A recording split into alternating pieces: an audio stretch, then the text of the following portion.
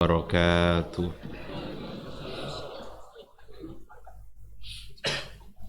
Innal hamdalillah nahmaduhu wa nasta'inuhu wa nastaghfiruh wa na'udzu billahi min syururi anfusina wa min sayyiati a'malina may yahdihillahu fala mudhillalah wa may yudlilhu fala hadiyalah.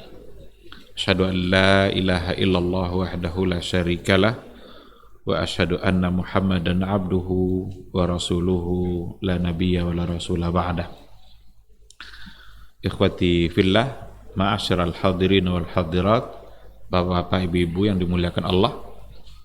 Kembali kita bersyukur pada Allah Subhanahu wa taala untuk semua nikmat dan karunia yang senantiasa ada dalam setiap detik hidup yang kita jalani.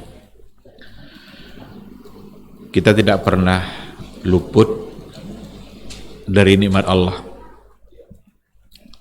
Oleh karena itu, ungkapan syukur itu selalu ada, kapan dan dimanapun kita berada.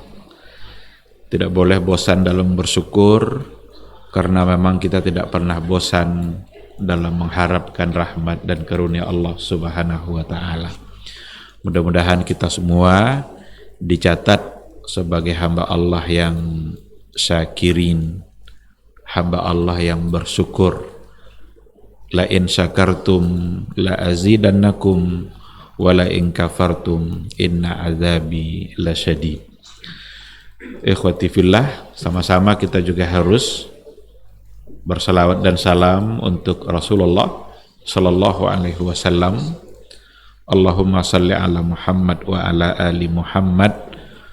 Mudah-mudahan kita sebagai umatnya harus selalu memupuk rasa cinta dan rindu kita kepada Rasulullah sallallahu alaihi wasallam. Rindu dan cinta itu kita buktikan dengan semangat kita dalam mempelajari hukum dan sunnah-sunnahnya. Tidak hanya sekadar menjadi pengetahuan saja, akan tetapi berupaya secara maksimal untuk menerapkan, mengaplikasikan apa yang sudah kita pahami dalam kehidupan kita sehari-hari.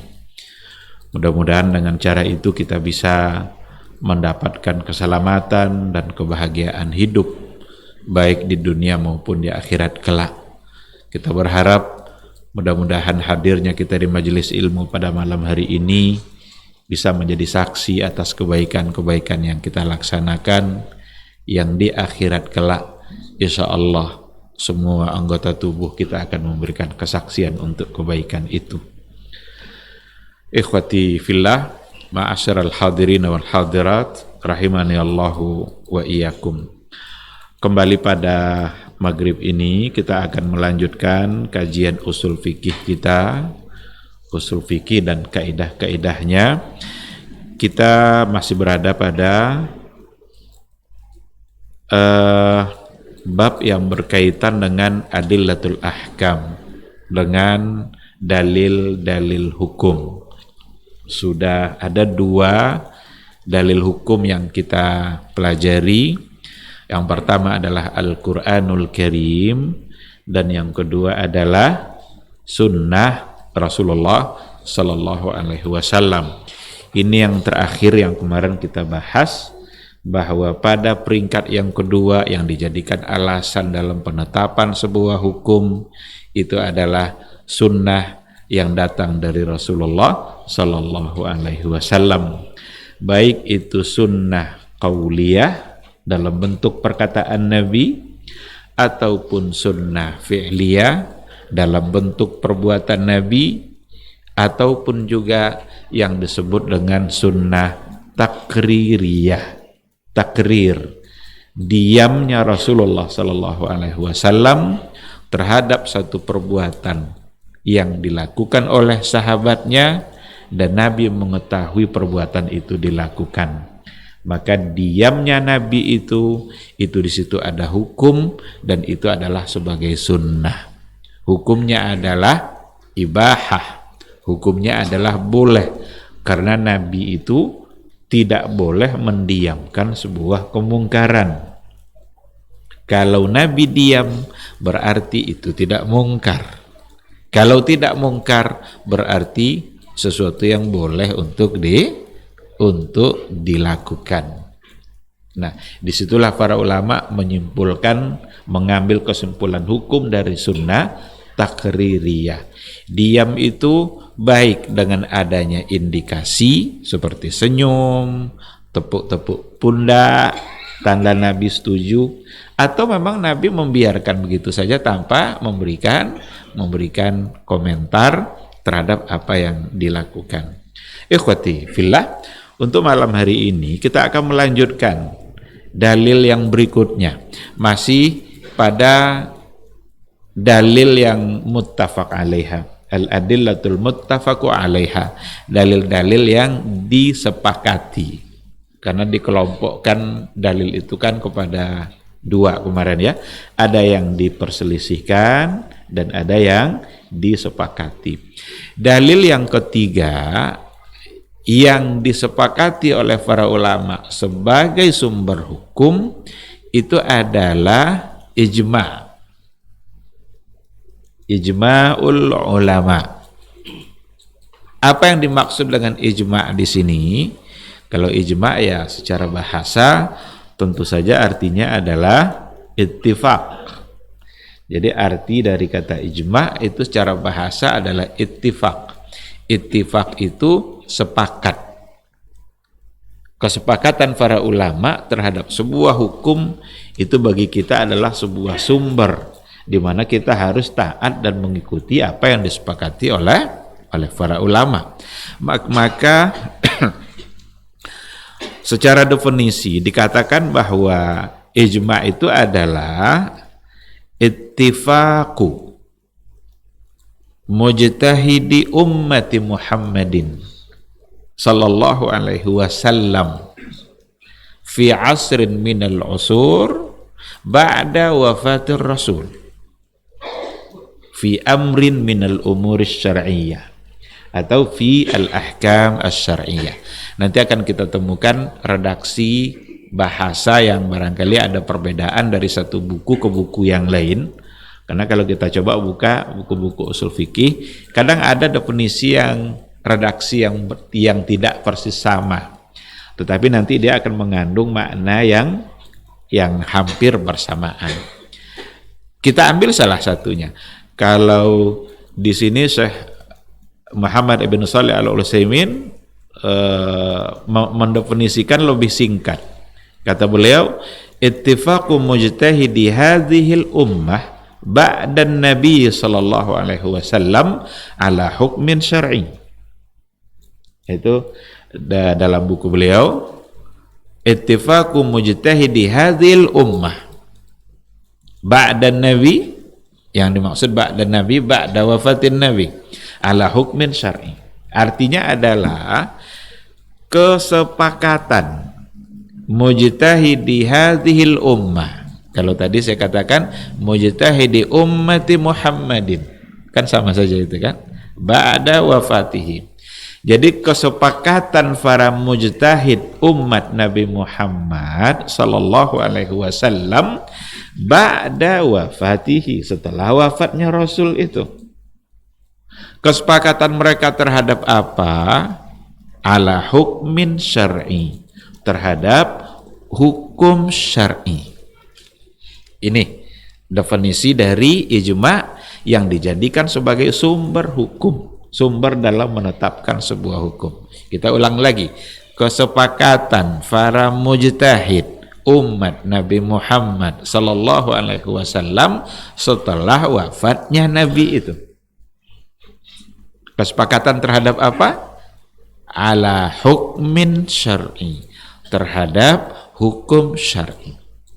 Maka dari definisi ini ada beberapa hal yang perlu diambil dan dipahami. Yang pertama dari kata ittifaq.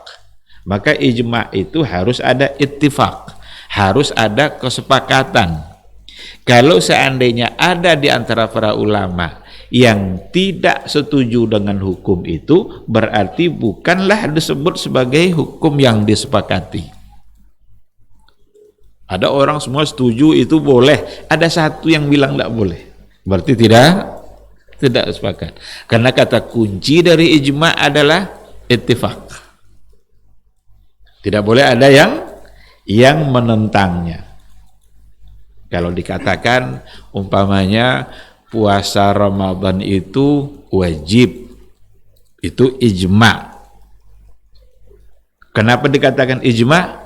Karena tidak ada satu pun ulama di dunia ini yang mengatakan bahwa puasa Ramadan tidak wajib. Nah, ini poin yang pertama. Yang kedua, ada pada kata mujtahidi ummah. Ada pada kata mujtahidi ummah. Yang bersepakat itu siapa? Yang melakukan kesepakatan itu adalah para ulama, para mujtahid. Jadi kalau seandainya ada di antara yang tidak setuju itu dia tidak mujtahid atau dia tidak ulama, maka perselisihannya tidak dianggap ghairu mu'tabar, berarti tidak diakui karena dia tidak bagian dari mujtahidil ummah. Semua orang bilang nggak boleh, ada orang gila bilang boleh, diterima? Tidak, karena orang gila bukan mujtahid, bukan ahlinya, bukan nggak muktabar apa yang dia ungkapkan itu, apapun yang dia katakan. Jadi mestilah mujtahidi al-ummah, yang mereka itu adalah masuk dalam kategori para mujtahid dan mereka tentu saja adalah para ulama. Maka qaulul awam, perkataan orang-orang amma, perkataan orang-orang awam itu tentu tidak akan menjadi bagian dari, nggak masuk dalam ranah atau wilayah ijtihad, dan itu tidak akan mempengaruhi hukum ijma yang ada pada ulama ketika ada yang menyelisihinya itu adalah selain mereka yang disebut sebagai mujtahid dan mereka adalah para ulama. Kemudian juga yang penting untuk dipahami dari situ, ba'da wafatin Nabi. Ijma itu terjadi setelah wafatnya Nabi. Kenapa menjadi kata kunci kata ba'da wafatin Nabi ini? Karena kalau seandainya Nabi itu masih hidup, tidak mungkinlah mereka kumpul-kumpul menetapkan satu hukum padahal Nabi masih ada. Jadi kalau terjadi satu persoalan di tengah-tengah kehidupan para sahabat, lalu mereka sepakat untuk menetapkan sebuah hukum, tapi itu tidak akan disebut sebagai ijma usuli yang kita bahas itu. Karena Nabi masih ada. Pada akhirnya nanti mereka juga akan bertanya kepada Nabi.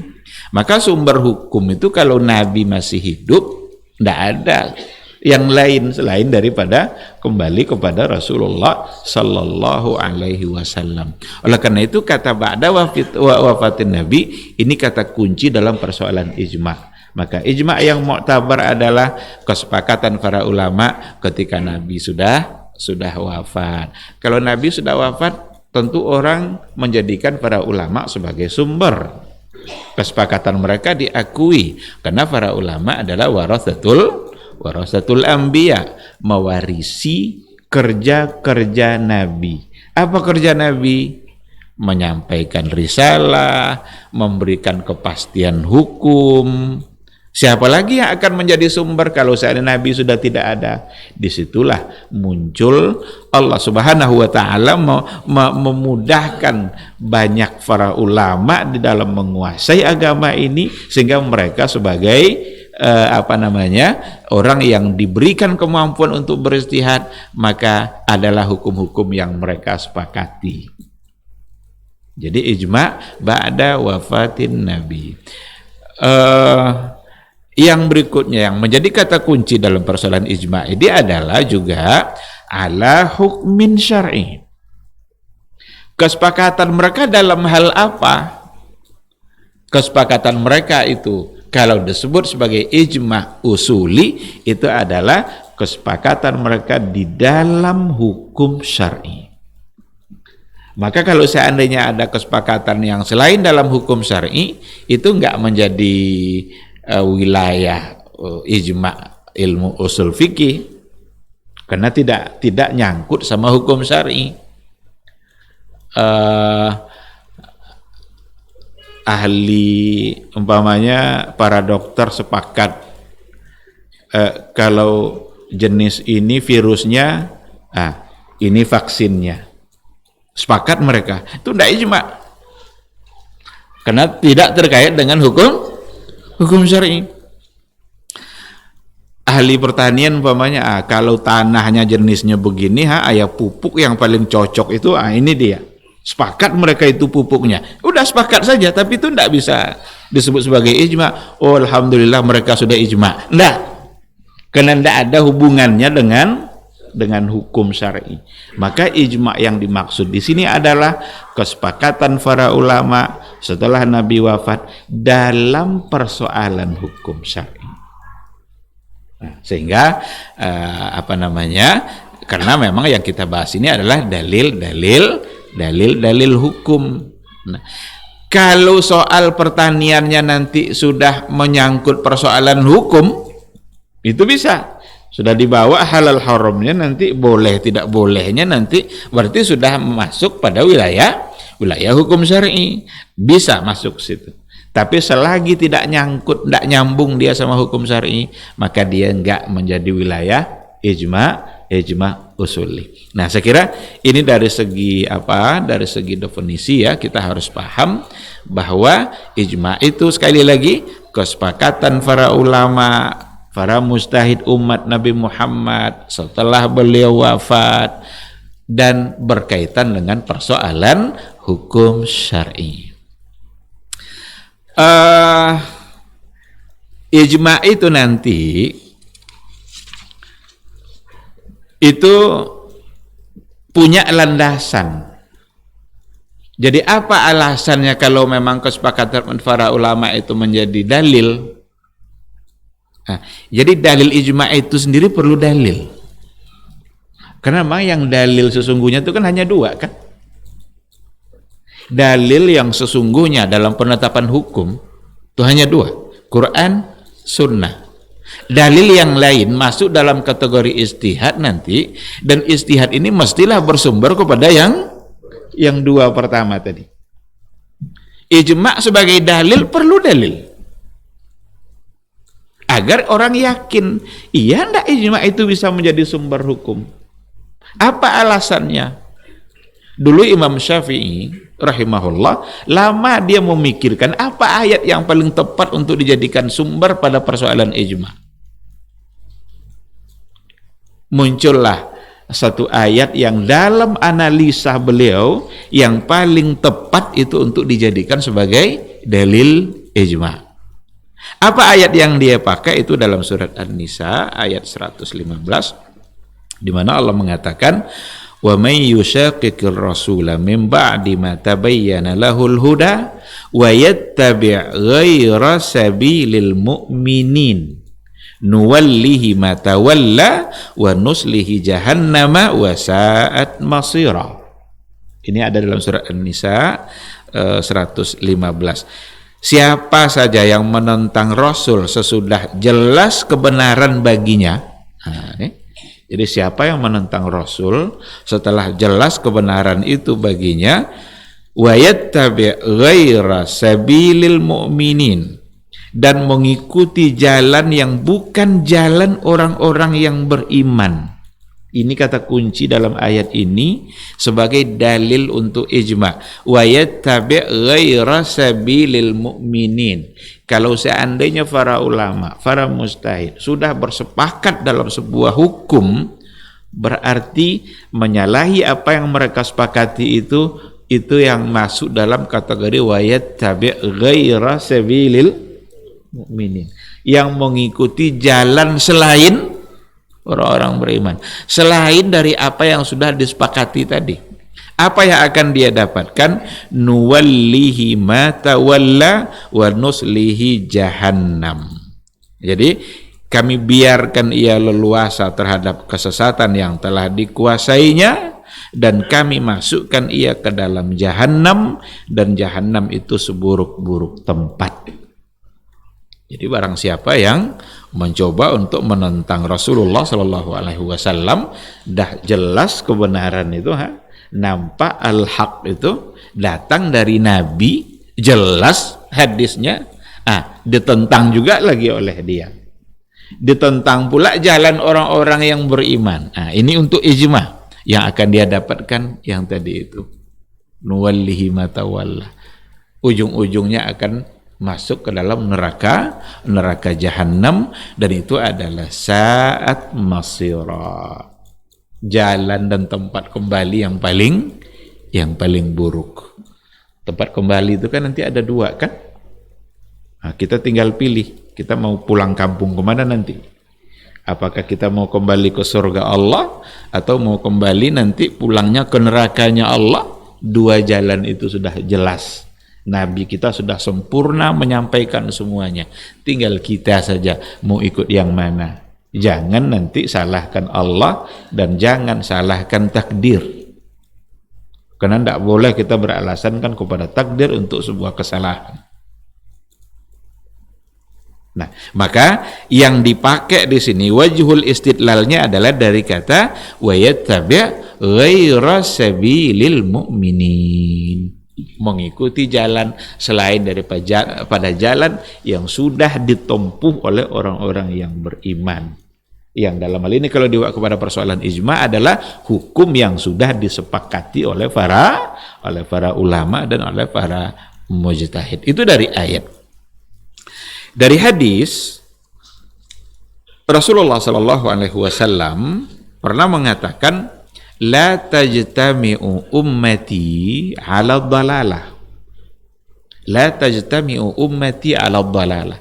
Umatku takkan pernah berkumpul, sengaja mereka berkumpul bersepakat 'ala dhalalah, atas sebuah kesesatan. Ini garansi dari Nabi ini. Tidak akan pernah ada para ulama, para mujtahid sengaja bersepakat berkumpul ala dhalalah, di atas kesesatan. Dan apa artinya itu? Itu artinya adalah ketika terjadi sebuah kesepakatan di kalangan para ulama, maka pasti kesepakatan itu bukan ala dhalalah. Karena mereka sudah bersepakat. Dan Nabi yang mengatakan, tidak akan pernah mereka berkumpul-kumpul atau bersepakat dalam kesesatan itu. Sekarang mereka bersepakat. Terjadilah ijma' di kalangan para ulama. Maka ijma' itu berarti alal haq. Kalau dia alal haq, berarti harus dilaksanakan. Karena mengambil jalan selain jalan alal haq, berarti mengambil jalan alal dhalalah, atas kesesatan. Nah, itu wajhul istidlal dari hadis ini.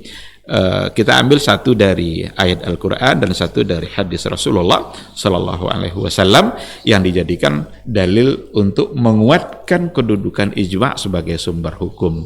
Kalau dalam bukunya Syekh Muhammad Ibn Shalih Al-Utsaimin, beliau menyebutkan kehujahan ijma' itu dari ayat yang berbeda. Salah satu dari ayat itu dikatakan, beliau ambil dari Al-Baqarah 143, di mana Allah berfirman, wa kadzalika ja'alnakum ummatan wasata. Demikianlah kami telah menjadikan kalian ummatan wasata, umat yang wasatiyah, umat pertengahan, umat yang moderat. Jadi umat Islam ini umat yang paling moderat. Syariat yang diajarkan oleh Rasulullah Sallallahu Alaihi Wasallam turun dari Allah melalui Jibril, syariat yang sangat moderat.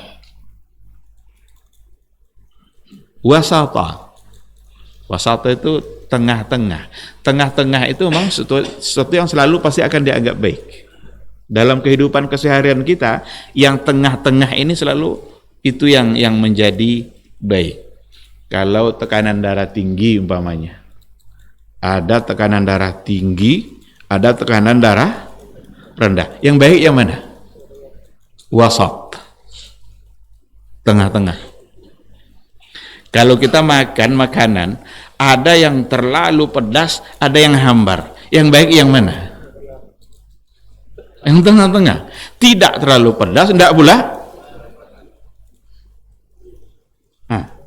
Maka wasatan itu, tengah-tengah ini, memang selalu itu yang diincar-incar. Dan itu memang posisi yang baik. Dan umat Islam ada pada posisi itu. Syariat Islam ada pada posisi di mana syariat yang sangat moderat. Maka tidak perlu mengajar Islam moderasi. Tidak perlu diajar umat Islam ini bagaimana berpikir moderat. Karena memang syariatnya adalah syariat yang mengajarkan agar berpikir maju dan moderat. Perkara ada orang yang mungkin tidak berpikir moderat, itu oknum. Jangan salahkan Islamnya. Dan itu bisa terjadi pada semua agama. Baik Islam, baik Nasrani, baik Yahudi. Kadang kita tidak adil. Ketika ada sesuatu terjadi dari mereka yang dari umat Islam, yang disalahkan Islamnya. Tapi perbuatan yang salah, yang sama ketika dilakukan oleh yang non-Muslim, ono ajanya kan? Enggak dibawa-bawa agamanya. Ini mereka depresi, mereka macam-macam. Tidak adil namanya kita dalam menilai. Islam adalah agama yang sangat moderat. Apa buktinya? Karena Allah yang bilang kan, tidak mungkin Allah salah dalam ayatnya. Islam agama yang sangat moderat. Islam bukan hanya agama yang mengajak kita berpikir persoalan akhirat saja. Islam juga mengajak kita untuk berpikir bagaimana membangun dunia di mana kita hidup. Berarti seimbang antara dunia dan akhirat. Wabtaghi fima atakallahu daral akhirah wala tansa nasibaka minad dunya. Kejarlah urusan akhirat kalian, wala tansa nasibaka minad dunya. Tapi jangan pula kalian lupa dengan urusan dunia kalian. Agama Islam ini agama yang seimbang antara ruhiyah dan maddiyah, antara rohani dan jasmani. Maka Allah Subhanahu wa ta'ala itu mengutus Rasul menyampaikan syariat ini, dan kandungan syariat itu adalah sesuatu yang diistilahkan di sini dengan wasatan, yang sekarang dikembangkan dalam istilah wasatiyah, moderasi. Tapi saya ingin mengajak kita agar memahami kata moderasi itu dengan cara yang benar. Jangan dipahami kata moderasi dengan cara yang salah, atau bahkan yang menyimpang dan jauh dari apa yang sebenarnya substansi dari moderasi yang diajarkan oleh Islam itu sendiri. Karena lengkap sudah syariat kita, agama kita membimbing kehidupan kita, mengajarkan berbagai hal. Tidak perlu diajar Islam toleransi. Rasul menggambarkan betapa tingkat toleransi yang sangat tinggi yang mungkin sulit dilakukan oleh orang-orang lain hari ini. Tapi Rasul Shallallahu Alaihi Wasallam berhasil dia melakukan itu dan memberikan contoh. Apakah kita dilarang untuk bermuamalah dan orang-orang tidak seagama dengan kita? Tidak. Kalau seandainya ada tetangga kita non-muslim, sakit anaknya, kita punya kendaraan, atau dia tidak punya uang bawa ke rumah sakit, datang dia ke rumah kita minjam uang, boleh kita pinjamkan? Boleh, ini persoalan muamalah. Tapi kalau hubungannya sudah dalam persoalan akidah, ini lain cerita. Lakum dinukum. Maka moderasi jangan sampai merusak persoalan akidah. Ini diajak pula kita sama-sama melakukan hal yang sama. Nabi dulu sudah diajak tuh oleh orang-orang jahiliyah dulu. Seminggu sembah patung, seminggu pula nanti kami sembah Rob kamu. Turun ayat Al-Kafirun kan? Qul ya ayyuhal kafirun, hai orang-orang kafir. Itu bahasa Al-Quran, hai orang-orang kafir. Ada aturannya, ada ketegasan datang dari agama kita. Tinggal kita ikuti saja. Menghormati wajib, tapi kalau menganggap semua sama-sama benar, ini sudah menjadi satu kesalahan. Baik, tapi intinya bukan di situ. Intinya adalah yang hubungannya sama ijma, litakunu syuhada'a 'alan nas. Kenapa umat Islam ini adalah sebagai umat yang wasatan, umat yang moderat? Litakunu syuhada'a 'alan nas, agar kalian semua bisa menjadi saksi atas manusia. Saksi itu harus adil. Hanya orang-orang yang adil lah yang bisa memberikan kesaksian. Dan moderat itu dibuktikan dengan keadilan itu. Dikarenakan oleh umat Islam adalah umat yang wasatan, yang moderat, maka mereka lah yang litakunu syuhada'a 'alan nas.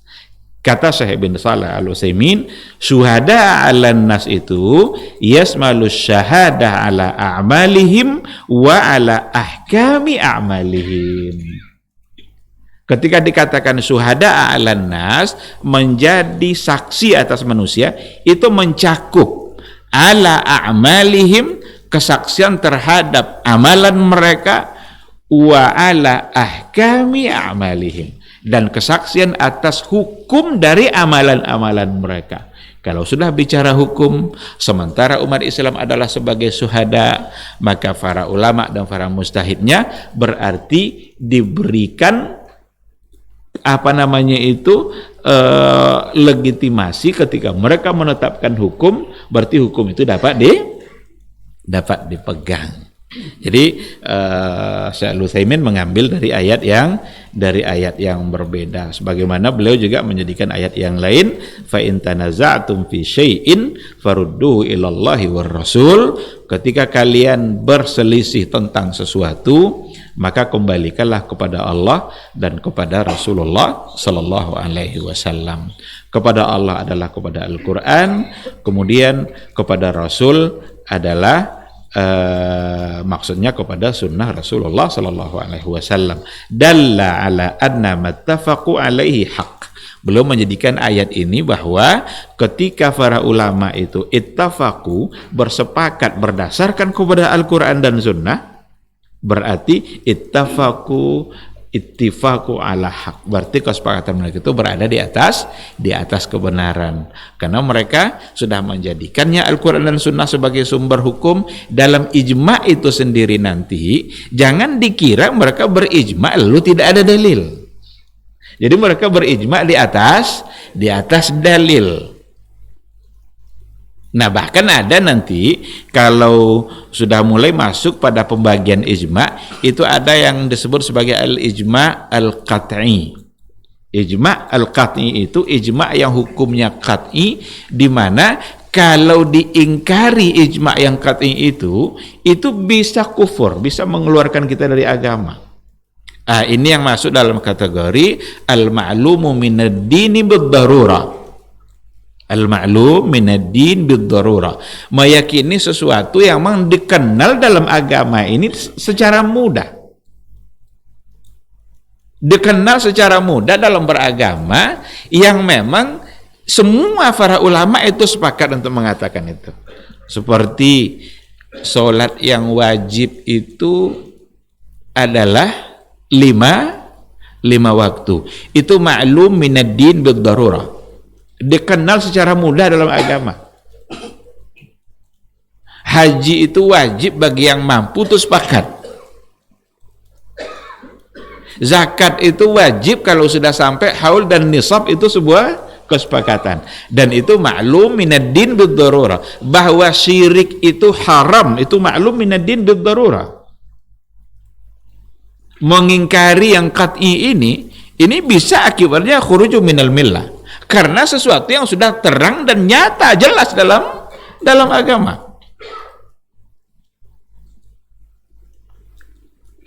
Ada orang bilang mencuri boleh, jelas hukumnya kan, dan itu disepakati oleh para ulama. Zina haram, itu hukum-hukum yang merupakan maklum minad-din bid-darurah. Tapi ada nanti di antara ijma' yang masuk dalam kategori al-ijma' uz-zanni, di mana yu'lamu bit-tatabbu'i wal istiqra'.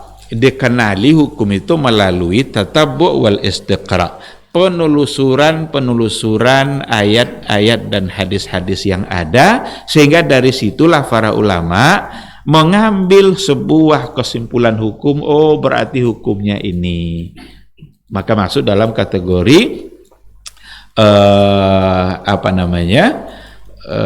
ijma, masuk dalam kategori zanni. Kalau yang zanni ini la yukfaru mukhalifuhu, memang tidak sampai menyebabkan bisa keluar dari agama, sebab memang dalil-dalilnya adalah zanni. Tapi intinya kesepakatan para ulama itu bisa kita pahami dan bisa kita ketahui. Adanya kesepakatan itu dipastikan melalui atau berdasarkan kepada dalil-dalil yang ada. Ada salah satu dari yang sudah disepakati sebenarnya itu, tetapi pada akhirnya nanti ada yang mencoba untuk menolak. Apa di antara contohnya? Apakah khabar ahad itu bisa menjadi hujah atau tidak? Kata Imam Syafi'i itu, dia bilang lam asma' man yukhalifu dzalik. Saya tidak mendengar ada orang yang menyelisihi itu. Tidak didengarnya ada orang yang menyelisih. Berarti keharusan berhujah kepada khabar ahad apabila khabarnya sahih. Nah, belakangan muncul orang-orang Mu'tazilah. Orang-orang Mu'tazilah cenderung punya pemikiran bahwa khabar ahad tidak bisa dijadikan hujah dalam persoalan akidah. Karena khabar ahad itu zanni, sedangkan akidah itu persoalannya adalah qat'i, maka diperlukan dalil-dalil yang qat'i untuk menetapkan yang qat'i. Nah, ini kan bermain logika seperti itu. Artinya kalau dalilnya zanni, maka dianggap tidak bisa dijadikan sandaran dalam persoalan akidah. Padahal untuk menetapkan hukum sebuah hadis itu tidak mesti tingkat mutawatir dalam persoalan akidah, tidak diharuskan mutawatir. Yang penting adalah hadis yang sahih. Asal sahih hadisnya, maka bisa dijadikan hujah dalam persoalan akidah. Ini yang kata Imam Syafi'i tidak dengarnya ada orang yang menyelisihinya. Nah, tetapi setelah itu ada kelompok Mu'tazilah yang mencoba untuk mengingkari, dan sebagian juga diikutkan oleh kelompok Asy'ariyah yang cenderung juga menolak hadis-hadis ahad dalam penetapan persoalan akidah. Nanti insya Allah kita sambung setelah kita menjawab suara azan. Majtama'a qaumun fi baitin min buyutillah yatluna kitaballah wa yatadarasunahu fima bainahum إلا نزلت عليهم السكينة وغشيتهم الرحمة وحفت بهم الملائكة وذكرهم الله في من عنده. Tidaklah suatu kaum duduk di salah satu rumah Allah membaca ayat-ayat Allah dan sama-sama mempelajarinya, kecuali turun kepada mereka as-sakinah, ketentraman dan kenyamanan. Wa ghasyiyatuhumur rahmah, dan mereka diliputi pula oleh rahmat, kasih sayang dari Allah Subhanahu wa taala. Wa haffat bihimul malaikah, dan mereka pun dikelilingi oleh para malaikat, karena malaikat suka majelis-majelis zikir dan ilmu. Wa dzakarahumullahu fi man indah, dan Allah akan banggakan sebut-sebut mereka di kalangan malaikat-malaikat yang ada di sisinya, di masyarakat atas. Mudah-mudahan kita termasuk yang sering disebut-sebut di sisi Allah di kalangan para malaikat, dan di akhir majelis ini mudah-mudahan kita pula mendapatkan seperti yang tersebut dalam hadis qudsi, qumu maghfuran lakum, silahkan berangkat meninggalkan majelis ini dalam keadaan diampuni dosa-dosa kalian.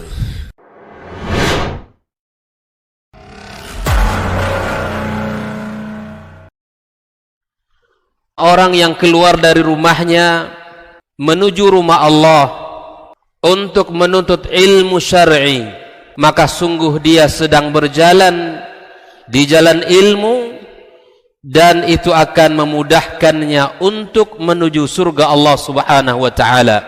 Man salaka tariqan yatlubu fihi ilman salaqallahu bihi tariqan min turuqil jannah. Barang siapa yang menempuh sebuah jalan yang ditempuhnya adalah jalan menuntut ilmu, maka Allah akan mudahkan jalannya untuk menuju surga Allah Subhanahu wa taala. Orang yang berangkat ke masjid untuk menuntut ilmu syar'i dianggap sebagai jihad fi sabilillah. Nabi alaihi salatu wassalam bersabda, "Man dakhala masjidana hadza," barang siapa yang memasuki masjid kami ini, yakni Masjid Nabawi, liyata'allama khairan, untuk belajar atau mempelajari kebaikan, au yu'allimuhu, atau dia mengajarkan kebaikan, kal mujahidi fi sabilillah, adalah seperti orang yang berjihad di jalan Allah. Mudah-mudahan kehadiran kita di rumah Allah yang mulia ini, tujuan kita hanya satu, untuk mencari ridha Allah tabaraka wa taala. Mudah-mudahan ilmu yang kita pelajari, ilmu yang memberikan keberkahan, yang menerangkan jalan kita dan senantiasa menjaga kita di jalan Allah Subhanahu wa taala.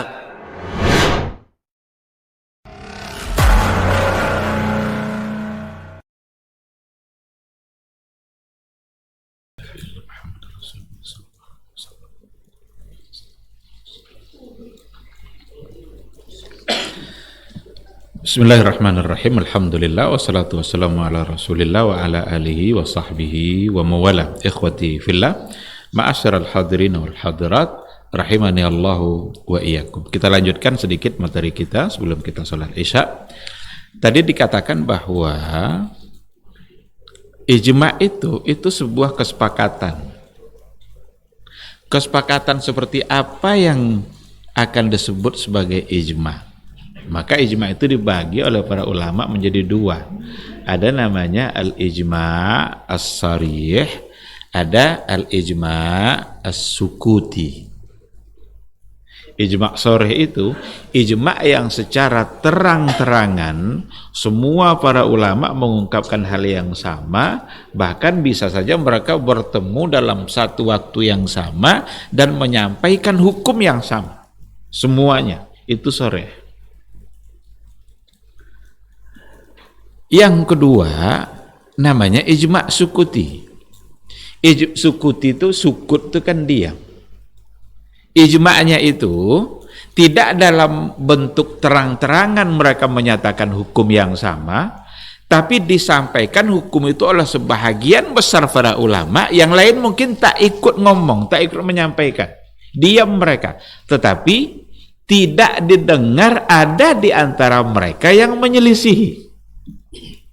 Tidak ada yang menyelisihi dari para ulama dan para mujtahid, itu berarti dianggap mereka sebagai orang yang sepakat dan orang yang setuju. Karena kalau seandainya mereka tidak setuju, pasti mereka akan mengungkapkan hukum yang berbeda. Jenis pertama tadi ijma' sharih dalam arti semua para ulama ngomong menyatakan hukum yang sama, itu dalam catatan sejarah sebenarnya tidak pernah terjadi. Inilah makna nanti ketika ada Imam Ahmad yang mengatakan menolak terjadinya ijma', itu maksudnya ijma' seperti itu. Karena ada bahasa yang keluar dari Imam Ahmad, manidda'al ijma' fahuwa kadzdzab. Siapa yang mengatakan dan mengaku bahwa ijma' itu pernah terjadi, bahwa kadzdzab, dia pembohong. Apa maknanya? Masa dianggap bohong orang yang mengatakan adanya ijma'? Maka ijma' yang dimaksud ini adalah ijma' di mana semua para ulama terdengar dia, nampak dia mengucapkan hal yang sama. Nah, jadi jangan disalahpahami nanti. Bahkan Imam Syafi'i juga cenderung untuk mengatakan seperti itu. Tapi yang terjadi itu adalah ijma' sukuti. tidak didengar ada orang yang menyelisih. Maka Imam Syafi'i dia punya bahasa dalam persoalan ini sebenarnya. Karena dia tidak mengungkapkan kata ijma, tapi Imam Syafi'i sering mengungkapkan kata lam asma' man yukhalifu dzalik. Saya tidak mendengar ada ulama, ada orang lain yang menyelisihi persoalan ini. Kalau sudah dikatakan dia tidak mendengar ada orang menyelisihi, berarti tidak ada orang yang tidak sepakat dengan itu, maka disebut juga sebagai ijma, tapi ijma'nya adalah ijma' sukuti. Apalagi nanti kalau kita bawa kepada pandangan Ibnu Hazm. Ibnu Hazm kan termasuk yang sangat menolak ijma' dalam artian yang tadi itu. Bahkan bagi beliau ijma' yang sebenarnya itu yang baru mungkin itu ketika para sahabat hidup di satu kota yang sama sebelum mereka berpencar. Itu baru bisa ijma' kata Ibnu Hazm. Tapi kan itu Nabi masih hidup. Sahabat itu berkumpul di Madinah, belum kemana-mana. Sebelum diutus oleh Nabi ke wilayah mana, itu kan mereka di kota Madinah dan Nabi masih hidup. Maka kalau diinginkan semua mereka berkumpul dalam satu waktu, ini yang mustahil. Oleh karena itu, kebanyakan hukum ijma itu dari ijma sukuti. Ijma di mana lam nasma' man yukhalifu dzalik. Dan statusnya nanti kalau hubungannya dengan al-ma'lumu minad dini bid-darurah itu tetap saja adalah sesuatu yang qat'i.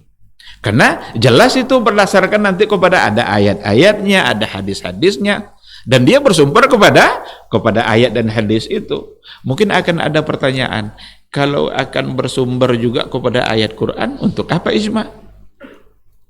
Kan itu? Buat apa jadinya ijma?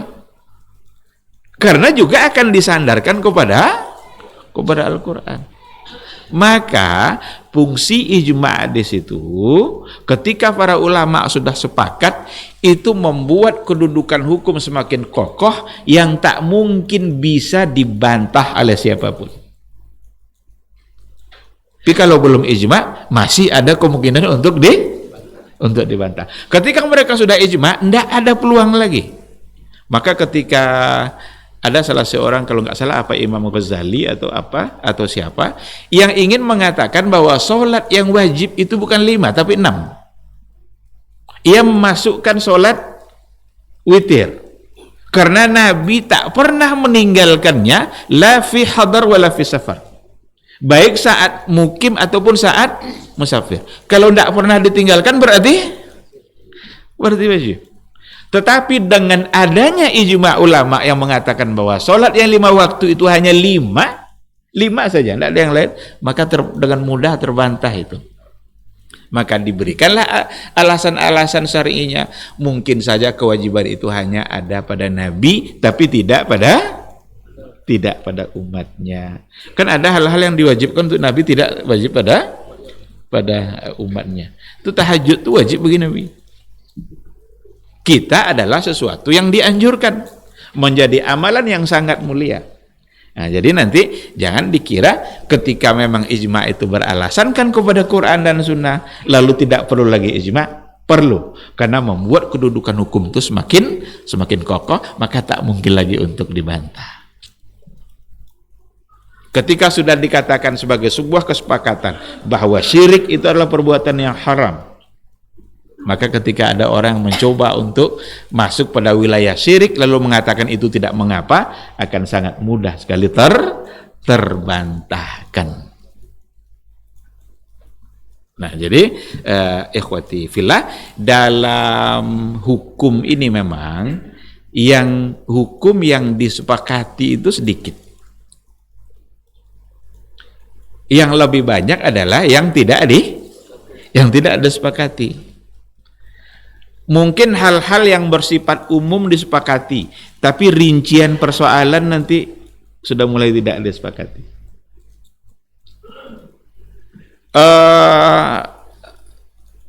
Sepakat ulama mengatakan bahwa sholat itu harus dimulai dengan takbiratul ihram. Sepakat. Tidak akan ada nanti solat apa saja yang mulainya tidak takbiratul ihram. Maka namanya takbiratul ihram. Ihram itu kan mengharamkan. Kalau sudah takbir dia, maka haramlah semua yang tadi dibolehkan. Sama dengan haji, awalnya adalah ihram. Kan? Ihram di miqat. Kalau sudah ihram, maka apa yang tadinya halal, haram. Maka takbiratul ihram sebagai batas awal kita memulai solat kita. Dan itu udah sepakati. Cuma nanti pas di giliran bagaimana cara takbiratul ihram, sudah mulai ada pandangan-pandangan. Mulai berbeda. Apakah gini, apakah pas di telinga sini, ujung-ujung jari kita. Untuk hal-hal yang seperti ini, kita tinggal mengembalikannya kepada dalil-dalil yang ada. Yang mana dalil yang ada. Ketika memang ditemukan nanti ada banyak dalil yang ternyata pada dalil itu juga terjadi hal-hal yang sifatnya berbeda dan sahih dua-duanya. Itu artinya Nabi pernah melakukan. Seperti doa iftitah. Doa iftitah itu Allahumma ba'idka wajahtuka. Ada beberapa riwayat. Kalau kita tengok dalam fikih sunnahnya Said Sabiq, dia menyebutkan beberapa ada beberapa hadis yang berkaitan dengan doa iftitah. Seandainya ada beberapa riwayat dan ternyata adalah sahih dan para ulama tidak mengatakan ada mansukh di situ, tidak ada penghapusan hukum, maka berarti itu luas, itu sesuatu yang ada kelapangan bagi kita untuk menerimanya. Jangan dipersoalkan, karena memang ada berdasarkan dalil. Tapi ketika nanti yang diperselisihkan itu satu punya dalil, satu enggak, yang enggak punya ini jangan bertahan, kan ada apanya. Orang Syiah itu salamnya tidak ke kanan, tidak ke kiri, tapi tepuk paha 3 kali. Ternyata setelah diteliti, tepuk paha 3 kali itu laknat untuk 3 khalifah. Laknat untuk Abu Bakar, laknat untuk Umar, laknat untuk Utsman. Karena bagi mereka hanya Ali. Ini kan tidak akan mungkin dicarikan dalilnya ini. Tidak akan pernah ada ini.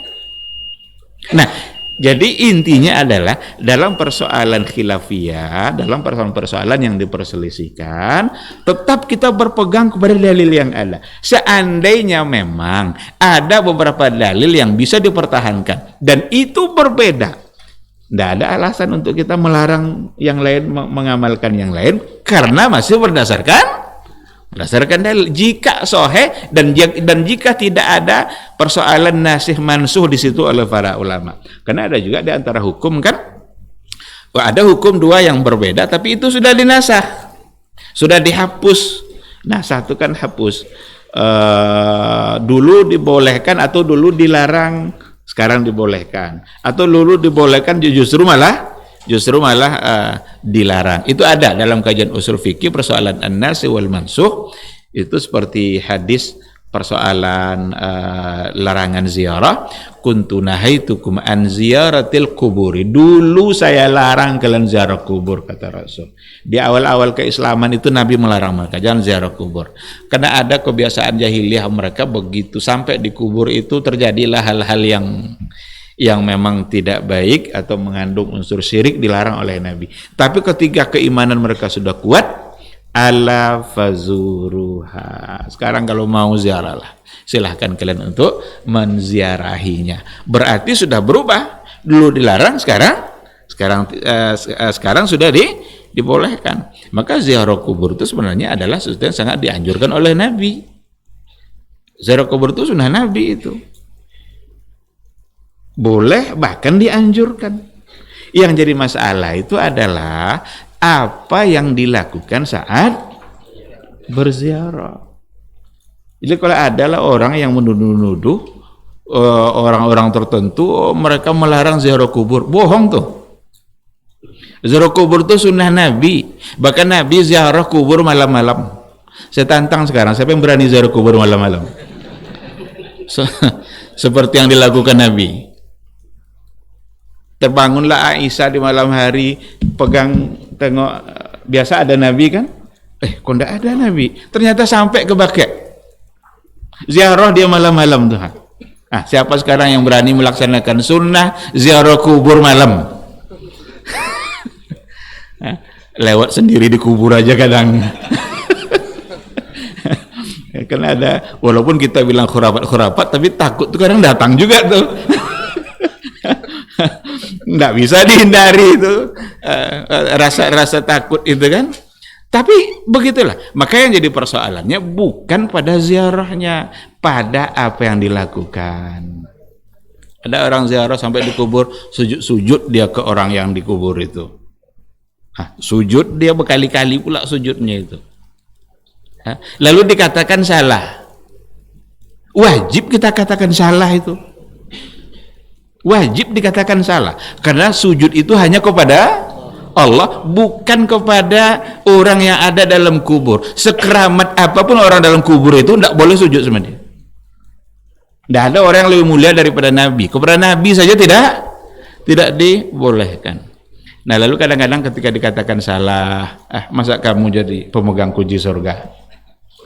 Kita bukan pemegang kunci surga. Kita ingin mengajak semua orang agar bisa masuk surga. Yang salah wajib dikatakan salah, tidak boleh basa-basi dalam persoalan ini.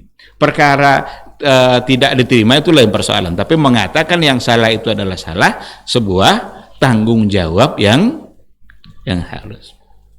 Nah, jadi balik kepada yang tadi, kalau seandainya ada persoalan nasih mansuh, berarti yang lama tidak dipakai, yang dipakai adalah yang baru. Maka yang saya maksud tadi itu persoalan-persoalan khilafiyah, persoalan-persoalan ikhtilaf dalam agama itu satu fakta yang memang sulit untuk dihindarkan, karena dari dulu juga sudah terjadi. Tetapi betapa para ulama dulu dalam persoalan ikhtilaf, ketika mereka menemukan sebuah kebenaran, tidak panjang pikirnya untuk mengambil sebuah kebenaran. Kita harus ambil di sini sikapnya Umar Ibnul Khattab. Apa sikap Umar Ibnul Khattab itu? Sikap Umar Ibnul Khattab ketika Nabi wafat, dia bilang Nabi tidak wafat. Jadi wafat Nabi itu ikhtilaf tuh. Coba bayangkan. Semua sahabat bilang Nabi wafat, Umar bilang enggak. Dikeluarkannya pedangnya. Yang bilang Nabi Muhammad wafat, sepenggal lehernya. Nabi tidak wafat. Dia sama seperti Nabi Musa, dipanggil 40 hari nanti balik lagi. Kan yakin kali dia tuh kan? Sangat yakin dia dengan pendapatnya itu. Tapi datang Abu Bakar membacakan ayat, wa ma Muhammadun illa rasulun qad khalat min qablihi rusul. Umar pingsan, lalu sadar kembali, siuman kembali, oh benar Rasul wafat.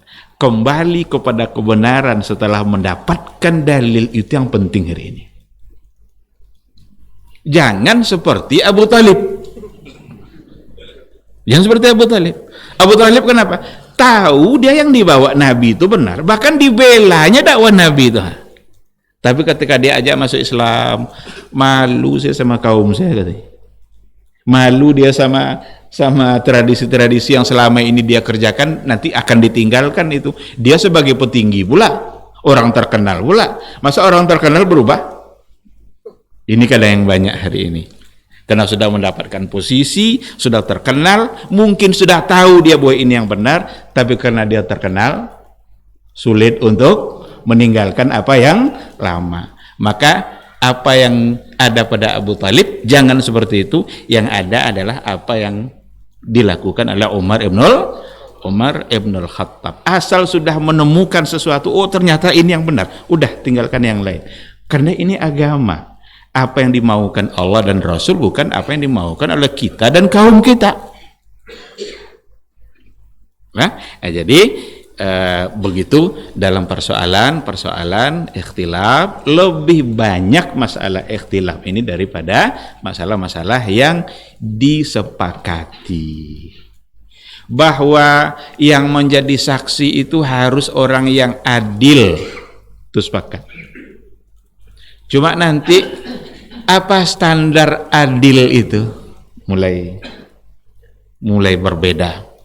Karena tingkat keimanan berubah. Orang yang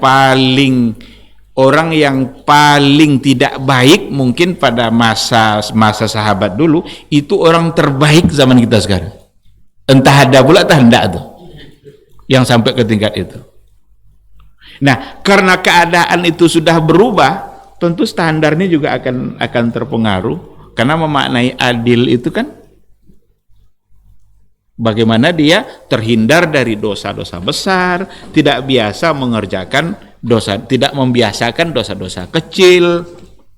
Nah, ini kadang dosa besar aja sudah menjadi kebiasaan, apalagi dosa kecil. Lalu gimana cara untuk menjadi saksi sekarang? Siapa yang pantas jadi saksi? Itu pasti akan terjadi perbedaan. Nah, jadi ada hal-hal ketentuan umum yang mungkin bisa disepakati, tapi pas masuk nanti pada rinciannya akan bisa terjadi perbedaan-perbedaan. Nah, ini saya sengaja juga menyampaikan hal-hal yang seperti ini agar kita paham juga bahwa dalam beragama ini memang ada masalah-masalah yang di situ ikhtilaf, di situ ada perbedaan. Bagaimana cara menyikapinya? Sikapilah dengan hati yang dipenuhi oleh iman dan keyakinan kita kepada Allah, bahwa dalam perbedaan-perbedaan yang ada semuanya memang haruslah sesuatu yang berdasarkan kepada dalil. Kalau masih ada, seandainya memang ada riwayat-riwayat yang bisa dipertahankan seperti itu, mungkin dalam batasan yang masih dapat ditolerir. Tapi ketika tidak ada, kenapa harus dipertahankan juga sesuatu yang tidak ada dalilnya? Karena kalau kita beribadah tanpa ada sama sekali dalilnya, atau dalilnya sengaja direka-reka, diarah-arahkan ke sana padahal tidak nyambung. Ada juga yang seperti itu, dibawa-bawa ayat itu ke sana padahal tidak. Itu juga akan menjadi satu kesalahan. Kalau nanti kita beribadah tidak jelas nanti siapa yang akan kita taati. Kan itu gunanya kenapa semua ibadah itu harus ada dalil, agar jelas siapa yang kita taati. Kalau tidak ada alasannya, kita mentaati Allah kah, mentaati Rasul kah? Kalau kita bilang saya taat sama Allah, atas dasar apa? Mana ada Allah nyuruh seperti itu? Mana ada Rasul nyuruh? Itu alasan kenapa penting harus ada dalil. Baik, ikhwati fillah. Tinggal satu persoalan, kita lanjutkan. Ada satu pertanyaan, mungkin tidak ijma terjadi sekarang? Mungkin tidak ijma itu terjadi sekarang? Kalau dulu aja sangat sulit, apalagi sekarang. Tetapi ijma sukuti nanti dalam artian tidak didengar ada yang menyelisihi, mungkin. Kalau saya berikan contoh umpamanya, sahkah kalau kita tawaf di lantai 4 Masjidil Haram? Sah atau tidak? Tawaf di lantai 4. Kan dulu enggak ada lantai 4. Sekarang ada lantai 4. Enggak tahu nanti entah sampai lantai berapa itu Masjidil Haram mau dibangun. Lontar jumroh itu entah sampai lantai berapa nanti mau dibangun oleh pemerintah Arab Saudi. Tapi sah apa tidak? Lam nasma' man yukhalifu dzalik. Kita tidak mendengar ada orang yang mengatakan tidak sah. Berarti ada kemungkinan untuk terjadi dalam hal-hal yang seperti itu, padahal masalahnya adalah masalah baru. Namun untuk kehidupan hari ini ada satu konsep yang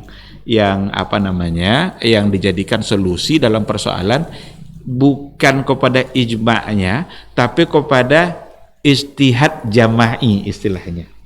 Ada ijtihad jama'i itu artinya ijtihad kolektif. Ijtihad kolektif itu ijtihad yang menggabungkan para ahli, banyak ahli, bukan hanya ahli fikih. Karena karakter dari masalah yang kita hadapi hari ini juga merupakan masalah-masalah yang tidak hanya langsung bisa ditetapkan oleh ahli fikih.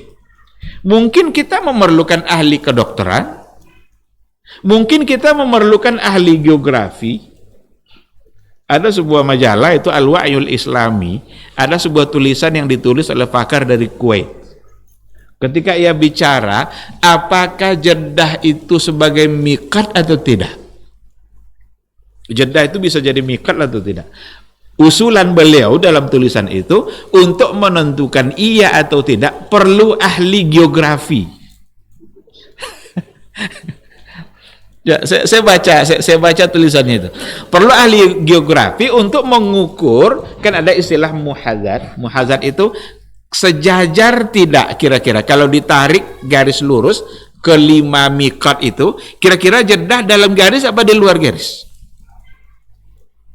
Belum mengukurnya cara-cara seperti itu. Ya namanya usulan, ya bisa orang setuju, bisa tidak. Tapi saya kira ada sebuah ide di situ dan memang pantas untuk dipertimbangkan.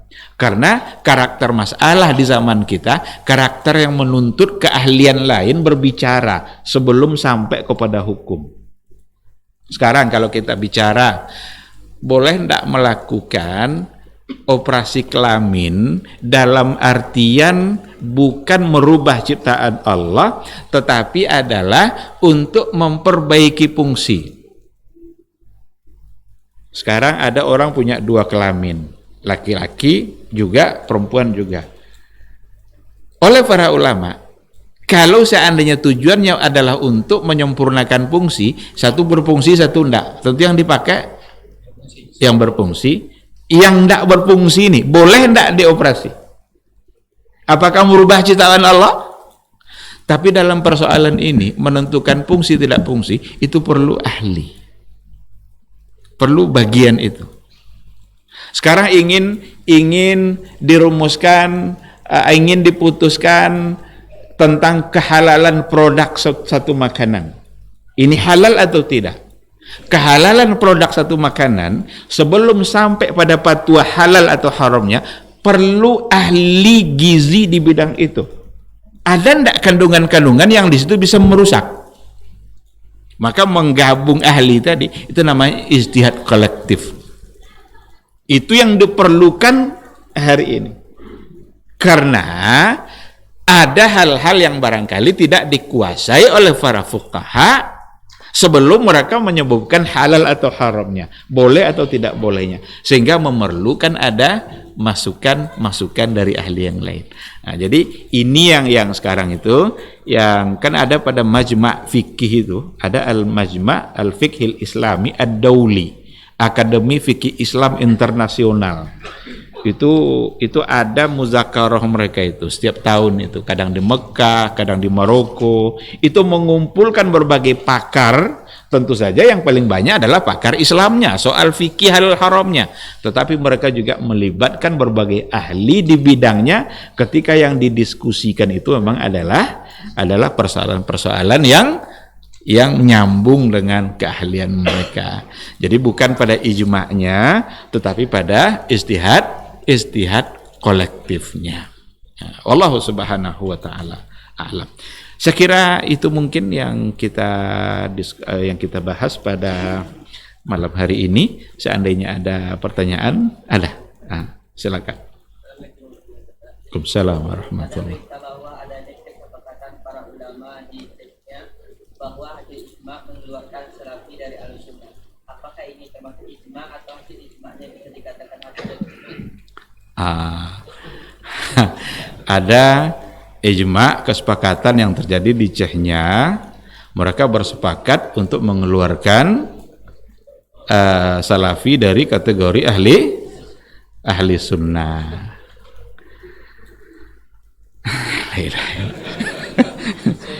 Saya khawatirnya itu yang ijma di situ ulama sufi semua. Karena kayaknya sudah ada klarifikasinya itu. Yang masih berpegang kepada hasil ijma itu apa istilahnya itu? Terlambat. Kesiangan. yang masih mempercayai. Karena yang mereka undang justru memang adalah para ulama yang dengan karakter yang sama.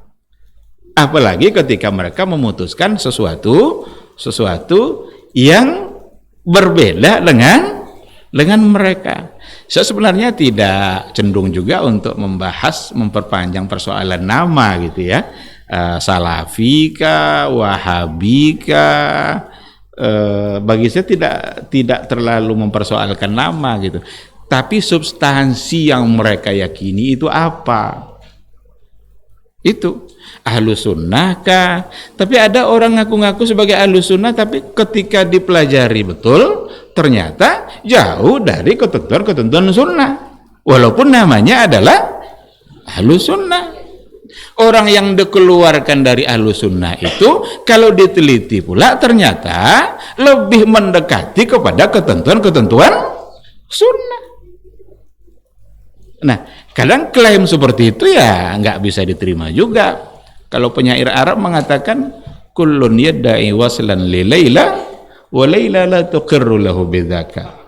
Ada perempuan cantik namanya Laila. Semua orang ngaku-ngaku, wah ini Laila jatah saya, ini Laila untuk saya, ini Laila enggak kenal dia.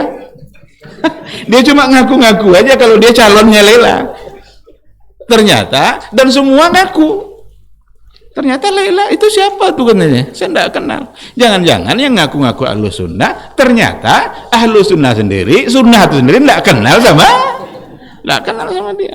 Maka bagi saya sekali lagi tidak terlalu menghiraukan nama, tapi apa sesungguhnya yang mereka yakini. Dalam persoalan akidah umpamanya, apa yang mereka yakini?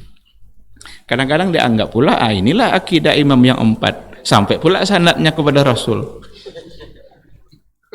Saya ambil satu contoh saja tentang khalqul Quran, tentang Quran itu makhluk atau tidak. Kelompok Asy'ariyah mengatakan Quran makhluk. Itu keyakinan mereka dulu. Kalau ada Asy'ariyah hari ini bilang kami tidak bilang makhluk, berarti Asy'ariyah yang sudah taubat. Bagus itu.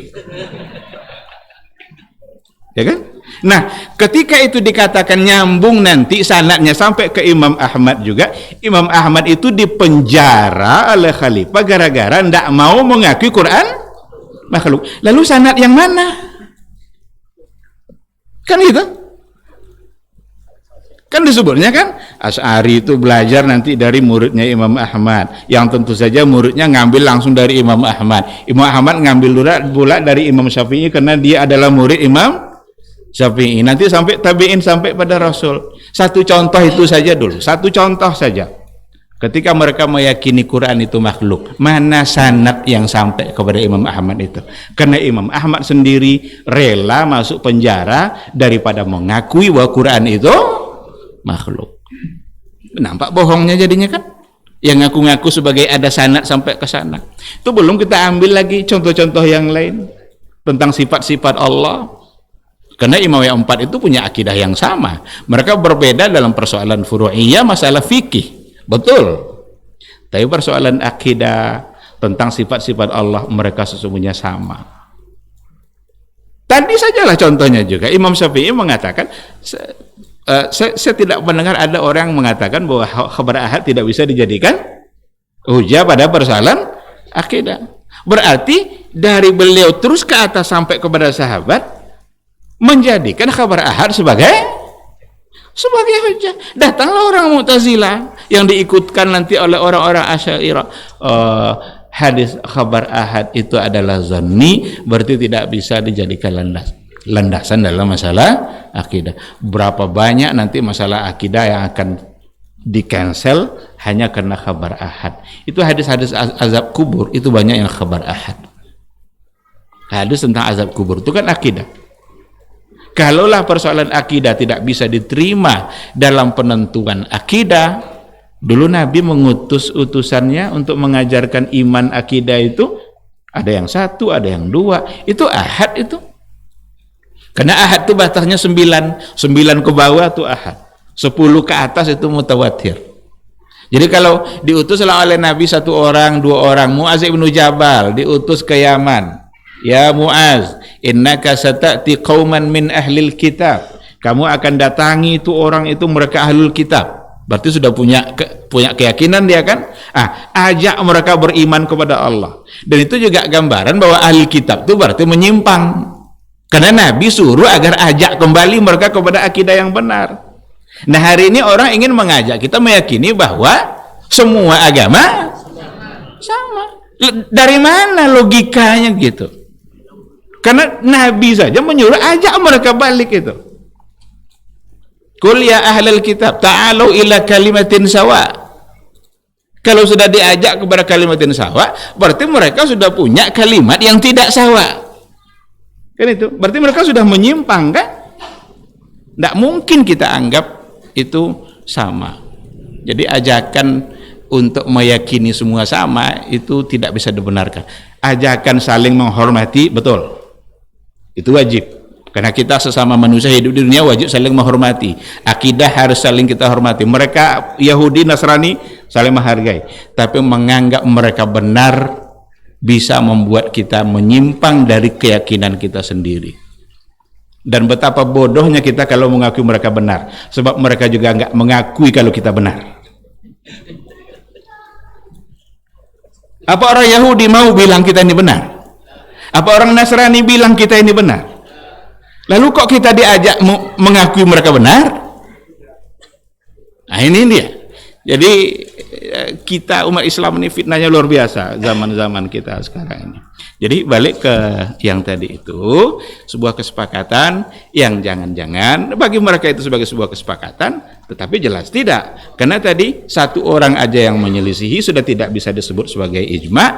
Sekarang yang menyelisihi mereka mungkin lebih banyak dari jumlah mereka sendiri. Apa masih mau disebut ijma? Kalau ada satu hukum yang disepakati, ada satu dua orang yang tidak setuju, itu tidak ijma. Sekarang ijma lah mereka di Chechnya itu. Berapa jumlah mereka yang ijma itu? Jangan-jangan yang tidak sepakat dengan mereka lebih banyak jumlahnya dari mereka yang bersepakat. Pasti tidak akan bisa disebut sebagai ijma. Itu hanya ijma bahasa mereka saja. Wallahu subhanahu wa ta'ala alam. Silakan.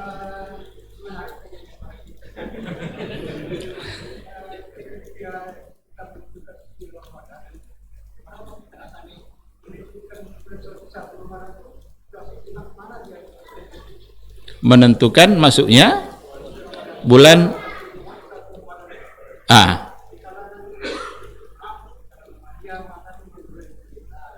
iya.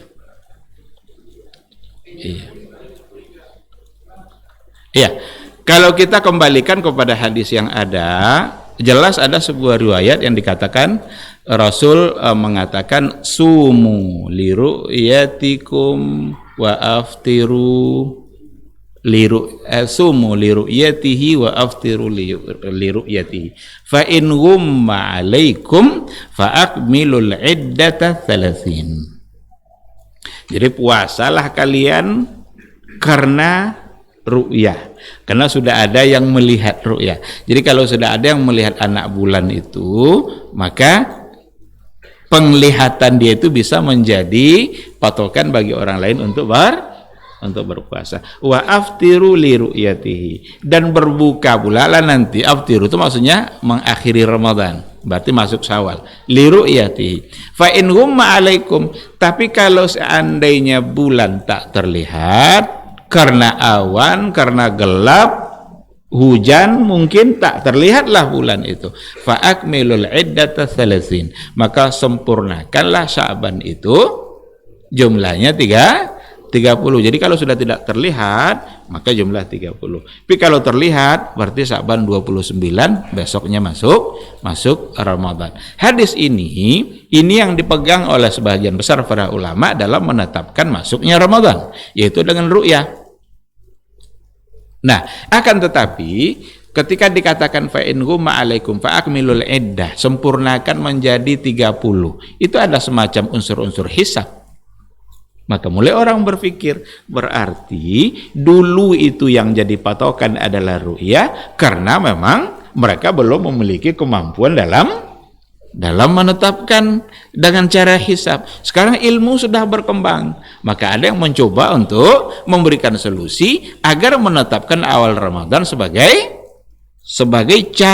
dengan cara hisab sebagai metode dalam menetapkan awal Ramadan. Pertanyaannya, kalau berbeda antara hisab dengan ru'yah gimana? Yang mana yang kita pegang?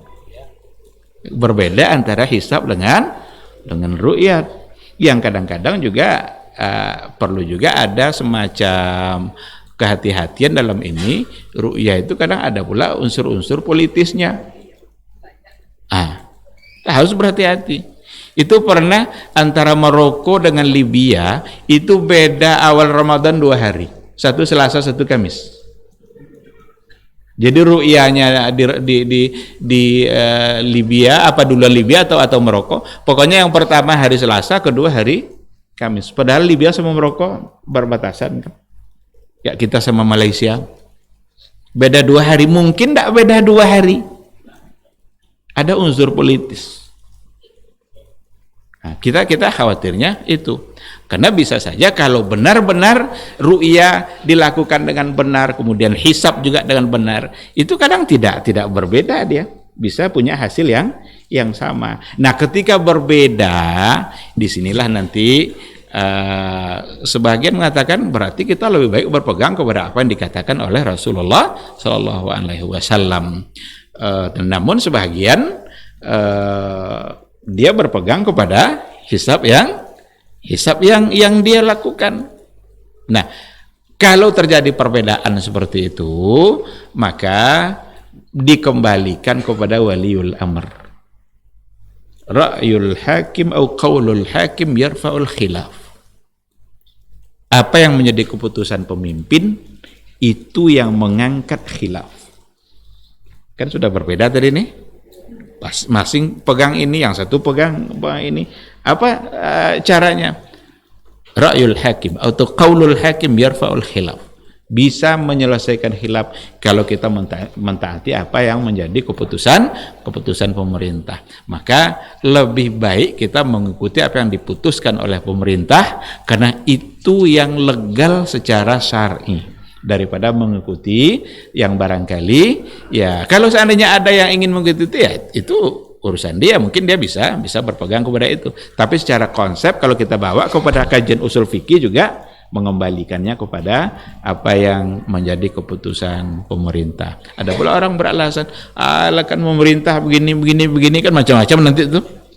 Entah ya entah enggak katanya. Itu kalau mereka salah, kalau mereka sengaja memberikan kesalahan, mereka berdosa. Kita tidak ikut nanggung dosa. Bahkan kalau kita lihat fatwa-fatwa para ulama, seandainya nih kita musafir ke satu negara, di negara dia belum berpuasa, tapi dia musafir ke wilayah yang dimana pemerintahnya sudah mengumumkan besok puasa, dia wajib ikut wilayah di mana dia berada. Bukan berarti dia ngikuti wilayah di mana dia tinggal, tapi di mana dia berada. Kebalikannya juga seperti itu.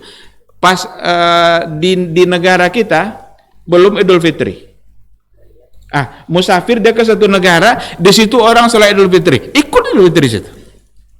Lebih enak kan? Daripada yang tadi kan? Karena ini membolehkan kita untuk berbuka kan? Tapi begitulah keharusan mengikuti wilayah di mana kita berada. Tidak mesti kita mempertahankan, kan negara saya belum. Tapi dia berada di wilayah orang sudah mengerjakan Idul Fitri, sholat dia, ikut dia sholat Idul Fitri. Wallahu subhanahu wa ta'ala a'lam. Cukup. Barangkali sampai di sini ya kajian kita, mudah-mudahan ada ilmu yang bisa kita dapat, yang benar semata-mata dari Allah Subhanahu wa taala, dari yang salah itu karena kekurangan dan kelemahan saya, dan mohon untuk dimaafkan. Subhanakallahumma bihamdika asyhadu an la ilaha illa anta astaghfiruka wa atubu ilaik.